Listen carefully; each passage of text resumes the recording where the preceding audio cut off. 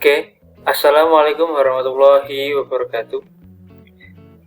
Selamat pagi. Kita berjumpa di pembelajaran untuk mata kuliah Psikologi Pendidikan Kejuruan. Nah, pada hari ini mungkin saya umumkan ya, sebelum kita masuk di pembahasan. Jadi hari ini kita mengulas lagi, bukan mengulas lagi, tapi meneruskan lagi subbab dari mata kuliah Psikologi Pendidikan Kejuruan, tepatnya subbab kompetensi mengevaluasi. Nah, ini adalah bagian keempat dari kompetensi mengevaluasi yang harus dimiliki atau kompetensi yang harus dikuasai oleh seorang guru, seperti itu. Nah, sebelum saya masuk di situ ya, saya akan menyampaikan beberapa pengumuman. Oke, jadi yang pertama itu untuk minggu tenang. Oke, jadi minggu tenang itu dimulai minggu depan. Jadi dari tanggal 21 sampai 25 ya, seperti itu, sampai hari Senin sampai hari Jumat itu adalah minggu tenang. Nah, minggu tenang itu apa, Pak? Minggu tenang itu adalah minggu di mana mahasiswa dan dosen itu mempersiapkan UAS, seperti itu. Nah, di masa-masa itu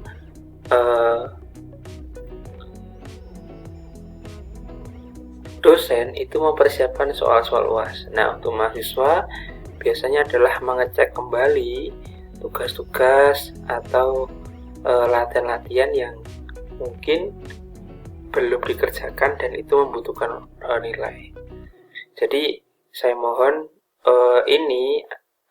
minggu ini adalah minggu terakhir untuk pertemuan secara teori, seperti itu. Karena ini adalah minggu terakhir di semester yang genap ini ya, seperti itu. Dan setelah minggu tenang sekitar tanggal 28 ya, itu selama 1-2 minggu kita akan melaksanakan ujian akhir semester. Saya ulangi, dari tanggal 28 terhitung itu dijadwalkan kita akan melaksanakan ujian akhir semester. Nah, di minggu tenang itu saya mohon untuk tapi mengkompliti beberapa hal yang seharusnya sudah komplit. Contohnya tugas-tugas review yang saya berikan. Tolong dicek kembali apakah ada yang belum mereview atau belum ada tugasnya, karena itu akan mempengaruhi nilai kalian di akhir semester. Jadi poin yang kedua ya, saya masukkan di poin kedua, untuk nilai semester itu terdiri dari nilai ujian tengah semester yang kemarin itu, kemudian ujian akhir semester, dan nilai-nilai dari tugas individu yang berupa review. Jadi tolong itu dikompliti karena itu akan mempengaruhi nilai kalian yang di akhir, seperti itu. IPK kalian akan dipengaruhi oleh itu. Sehingga semakin kalian rajin, semakin kalian memperhatikan dan mengikuti apa yang menjadi tugas kalian, yaitu adalah menyimak dan meningkatkan kompetensi dengan tugas seperti itu, maka tolong dikompliti, seperti itu. Dan tanggal-tanggalnya jangan lupa ya. Jadi minggu ini adalah minggu terakhir untuk teori, kemudian juga tanggal 21 dan tanggal 25 itu adalah minggu tenang. Jadi tidak ada pembelajaran, saya menyiapkan ujian, kalian coba untuk mengkompliti atau melihat lagi mana tugas yang belum dikerjakan, sehingga nanti ketika setelah ujian akhir semester nilainya keluar, nilai IPK ya, nanti bisa bagus dan tidak ada yang remat, seperti itu. Karena kalau remat nanti akan mengulang di semester yang akan datang, seperti itu. Jadi tolong jangan sampai mengulang. Oke, gitu ya. Itu untuk pengumuman sebelum kita masuk. Nah, kita langsung aja masuk di pembelajaran yang akan kita pelajari ya. Jadi ini adalah bagian keempat, saya ulang lagi, bagian keempat dari kompetensi mengevaluasi. seperti itu. Kemarin kita udah membahas tentang uji validitas. Nah, uji validitas ini saya ulangi lagi ya, saya review bahwa ini adalah ketika kalian membuat soal. Jadi mengevaluasikan berarti kalian harus tahu bagaimana anak-anak yang kalian ajar itu bisa atau menguasai apa yang kalian pahami. Maka perlu adanya validitas. Tes validitas untuk soal yang kalian buat. Validitas itu adalah tes benar tidaknya. Oke, jadi itu ya, valid itu benar. Jadi tes valid adalah mengetes apakah itu benar atau salah, seperti itu. Nah, yang pertama adalah kurikulum. Kemudian kurikulum itu ya sesuai dengan kurikulum, seperti itu. Jadi soal yang kalian buat, contohnya saya besok ketika UAS membuat soal tentang psikologi pendidikan kejuruan, berarti ya harus sesuai dengan kurikulum, seperti itu. Tidak boleh melenceng dari itu. Mungkin mata kuliahnya psikologi pendidikan kejuruan, tapi yang diujikan apa? Beda dengan itu, berarti tidak sesuai dengan kurikulum. Kemudian konstruk itu adalah bentuknya. Contoh gini, kalau besok saya menggunakan soal esai atau uraian, oke, berarti harus dijawab secara gimana bentuknya uraian, kemudian juga bagaimana bentuknya pilihan gandanya. Jadi harus sesuai konstruknya, seperti itu. Jadi pembuatan soal tidak main-main ya. Jadi ada beberapa bagian yang harus diperhatikan, seperti itu. Kalau untuk kankaran itu adalah sesuai dengan isu yang terkini. Jadi tidak kuno, seperti itu. Pak, kalau mata kuliah sejarah gimana, Pak? Nah, maksud di sini kankaran itu adalah sesuai dengan perkembangan zaman. Maksudnya perkembangan zaman itu bukan berarti harus modern, harus zaman sekarang ya. Tapi pembelajaran itu tidak kuno. Contoh gini, kalian menerangkan tentang sesuatu, tetapi itu sudah tidak berlaku, maka itu disebut kuno. Tapi kalau sejarah yang kalian ajarkan, tapi itu masih menyangkut dengan hal-hal sekarang, itu masih boleh. Jadi harus kankaran. Ada prediktif itu artinya bisa memprediksi atau visioner, seperti itu ya. Nah, seperti itu untuk uji validitas soal. Oke. Yang kedua, kita next ya, adalah uji reliabilitas. Oke. Jadi uji apakah itu benar atau enggak. Yang pertama adalah uji ulang, uji belah dua, dan uji paralel. Nah, jadi soal yang kalian buat, entah itu uraian, entah itu esai, entah itu pilihan ganda, seperti itu harus diuji ulang apakah ini benar atau enggak, seperti itu. Kemudian dibelah dua itu maksudnya ketika soal dibelah menjadi dua, contohnya ada 10 soal, 5 soal dikerjakan itu bisa bisa berdiri sendiri atau enggak. Maksudnya jadi ada beberapa soal yang itu harus berhubungan dengan soal yang lain, dan itu tidak boleh, harus bisa berdiri sendiri. Jadi ada namanya uji belah dua.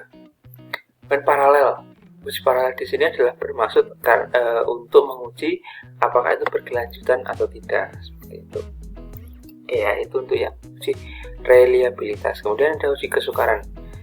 Jadi ketika kalian itu memberikan soal kepada seseorang, membuat soal ya, kemudian diujikan kepada seseorang, maka harus tahu bahwa soal yang kalian ujikan itu sukar atau tidak, seperti itu. Ini biasanya terjadi di beberapa pembelajaran eksak, seperti itu, kayak matematika, kayak fisika, dan lain-lain. Karena memang pembelajarannya itu harus memungkinkan ada beberapa level. Contohnya perkalian itu kalau 1 kali 1 mudah, tapi kalau 9 kali 200 juga beda. Nah, jadi harus menakar bagaimana, apakah itu sukar, apakah itu sedang, ataupun itu mudah. Jadi guru harus tahu kompetensi itu ya. Oke. Kemudian uji daya beda bukti soal. Jadi uji daya beda digunakan untuk menilai apakah bukti soal dapat menghasilkan skor yang tinggi bagi anak yang pandai dan skor yang rendah bagi yang kurang atau tidak pandai, seperti itu. Jadi soal itu sebenarnya tidak boleh terlalu sukar dan tidak boleh terlalu mudah seperti itu. Jadi harus harus seimbang. Ketika memang dia pintar atau dia bisa menguasai suatu materi, maka nilainya bagus. Ketika belum, nilainya jelek atau nilainya kurang, seperti itu. Tidak boleh soal itu semuanya bagus padahal itu terlalu mudah. Jadi nggak boleh ya. Jadi harus standarnya di tengah, bukan di bawah yang terlalu mudah atau juga terlalu sulit, seperti itu. Jadi itu ya. Jadi ada beda putri soal. Kemudian penggunaan penilaian otentik 2013 ini adalah kurikulum ya. Jadi kurikulum 2013. Jadi penilaian otentik adalah pengukuran yang bermakna signifikan atas hasil belajar peserta didik untuk ranah sikap, keterampilan, dan pengetahuan. Jadi ketika menilai itu harus sesuai ya, harus ada menilai sikapnya, harus keterampilannya, dan harus pengetahuannya. Seperti itu. Jadi itu yang harus dikompetensikan. Nah, kurikulum 2013 ini itu sebenarnya sangat sangat dekat dengan kita, karena apa yang ditulis di situ itu sangat di sini ada katakan autentik ya, jadi sangat unik seperti itu ataupun sangat khas. Nah, itu memiliki relevansi kuat terhadap pendekatan ilmiah dalam pembelajaran sesuai dengan tuntutan kurikulum. Karena asesmen semacam ini mampu menggambarkan peningkatan hasil belajar pada didik, baik dalam rangka observasi, menalar, mencoba, membangun jejaring, dan lain-lain. Asesmen autentik cenderung fokus pada tugas-tugas kompleks atau konseptual. Nah, ini refleksi untuk kita bahwa semakin kita belajar itu semakin kita tahu bahwa yang sebenarnya yang kita pelajari, yang kita ajarkan sebagai guru seperti itu sangat dipengaruhi oleh kurikulum. Nah, kurikulum itu sudah disesuaikan dan jadi sehingga kurikulum itu sangat relevan dengan apa yang ada sekarang, seperti itu. Tuh.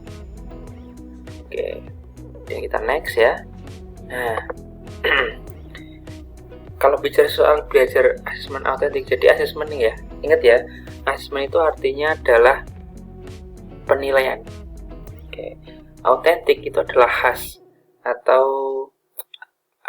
khas atau lebih tepatnya unik. Jadi mencerminkan sesuatu. Contoh nih, autentik itu kalau ada di gunung itu memang biasanya adalah sunset atau sunrise atau minum kopi lah. Autentiknya di sini itu harus apa, seperti itu. Jadi khasnya itu apa, seperti itu. Jadi penilaian yang khas seperti itu.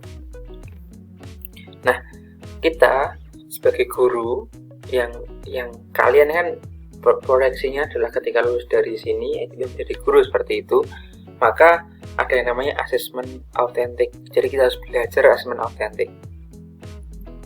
Jadi asesmen autentik itu meniscayakan proses belajar yang autentik pula. Menurut Orston, belajar autentik mencerminkan tugas dan pemecahan masalah yang dilakukan oleh peserta didik didekatkan dengan realitas di luar sekolah atau kehidupan pada umumnya. Sehingga ketika kalian boleh untuk menerangkan sesuatu atau menjelaskan sesuatu tentang materi, tapi harus ini kata kuncinya di sini ya. Oke. Mencerminkan tugas dan pemecahan masalah yang dilakukan oleh peserta didik dikaitkan dengan realitas di luar sekolah atau kehidupan pada umumnya. Intinya adalah harus relate. Nah, bahasa gaulnya relate seperti itu. Seperti itu ya. Jadi kurikulum 2013 itu kan sebagai tonggak ya untuk membuat kita pembelajaran, kita untuk membuat soal seperti itu. Nah, intinya di sini kita dekatkan kurikulum itu dengan kehidupan sehari-hari. Jangan sampai cuma ada sebatas teori tapi tidak ada buktinya. Seperti itu, harus sesuai dengan apa yang ada, concurrent tadi seperti itu. Oke, the next. Jadi ini manfaat ya. Jadi dari hasil penilaian yang kita ambil ya. Jadi ataupun asesmen seperti itu. Jadi kita tahu dengan adanya evaluasi, kita mengetes anak-anak, kita mengetes peserta didik, itu kita akan mengetahui apakah mereka harus remedial atau tidak. Oke. Sama seperti kalian, kalau kalian itu ketika dievaluasi ya di akhir dengan beberapa nilai yang kayak nilai ujian tengah semester, ujian akhir semester, kemudian juga tugas-tugas kemudian tidak memenuhi syarat atau kurang, maka adanya remedial seperti itu. Remedial itu bisa berupa soal lagi atau mengulang di semester selanjutnya. Itu. Kemudian bagi peserta didik yang memerlukan pengayaan itu adalah kayak semacam apa ya? Soal tambahan yang itu hampir sama babnya seperti itu, kayak tambahan soal seperti itu. Kemudian bagi guru jelas ya, bagi guru adalah kita tahu bahwa anak didik kita itu bisa kita lihat kemampuannya, apakah dia sudah paham atau belum. Kemudian untuk kepala sekolah jelas dengan hasil evaluasi itu kita tahu bahwa ketika memang nilai-nilainya bagus, evaluasinya bagus, ternyata positif seperti itu, maka baik untuk sekolah, untuk cita sekolah, maka ini berguna untuk data kepala sekolah untuk mengembangkan sekolah seperti itu. Dan kalaupun anak didiknya itu kurang, maka ada tindak lanjut untuk pembelajarannya seperti itu.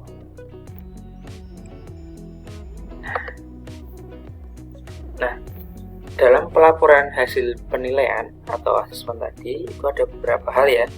Jadi yang pertama adalah laporan sebagai akuntabilitas publik. Jadi akuntabilitas itu maksudnya adalah bentuk tanggung. Di sini ada kata-kata pertanggungjawaban. Jadi tidak boleh ya ada guru atau sekolah yang menutupi nilai seorang anak kepada orang tuanya. Sehingga dulu mungkin sebelum kuliah ya itu ada namanya pengambilan rapor. Nah, itu adalah bentuk akuntabilitas atau bentuk pertanggungjawaban sekolah kepada orang tua. Ketika sudah ada proses belajar, maka ini loh hasilnya Bu, ini hasilnya Pak, seperti itu. Jadi harus akuntabilitas publik. Jadi kemudian yang kedua adalah berbentuk laporan. Nah, di sini ada kata kuncinya ya. Jadi harus ada kuantitatif atau angkanya. Entah itu 80 ataupun 75 ataupun 50. Jadi harus tahu. Ketika mungkin 50 dirasa memang kurang seperti itu. Berarti kurang paham seperti itu. Tapi kalau udah 80 ke atas itu sudah baik seperti itu. Jadi harus berupa laporan-laporan angka seperti itu. Oke. Nah, isi laporan jadi harus beberapa diperhatikan ya. Jadi raport yang kalian ataupun KHS ya kalau kalian ya. Jadi KHS itu adalah kartu hasil studi seperti itu. Jadi hasil nilai kalian berapa, kemudian bagaimana penyampaiannya itu harus bagus. Jadi bahasa yang digunakan itu harus sesuai, harus dapat dipahami. Dulu kalian rapotan kalau di kuliah itu namanya KHS atau kartu hasil studi. Jadi berapa IP kalian akan terlihat di situ. Kemudian yang kedua adalah menitik beratkan kekuatan dan apa yang telah dicapai anak. Ini jelas ya. Dan yang ketiga adalah memberikan perhatian pada pengembangan dan pembelajaran anak. Karena raport itu udah kayak menampilkan bahwa nilainya itu bagus, berarti dia lolos ataupun kurang, berarti ada remedial.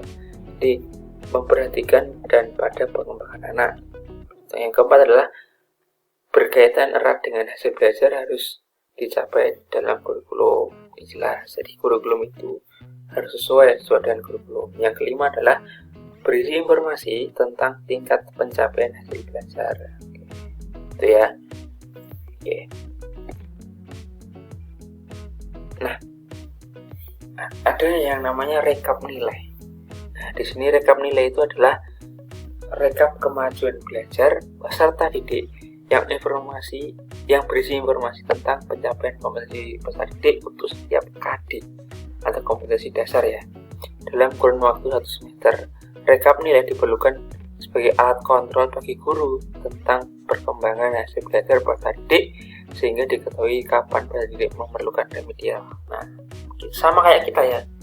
Besok di akhir semester akan saya total ya, akan saya rekap nilai kalian di ujian tengah semester, ujian akhir semester, dan nilai-nilai tugas.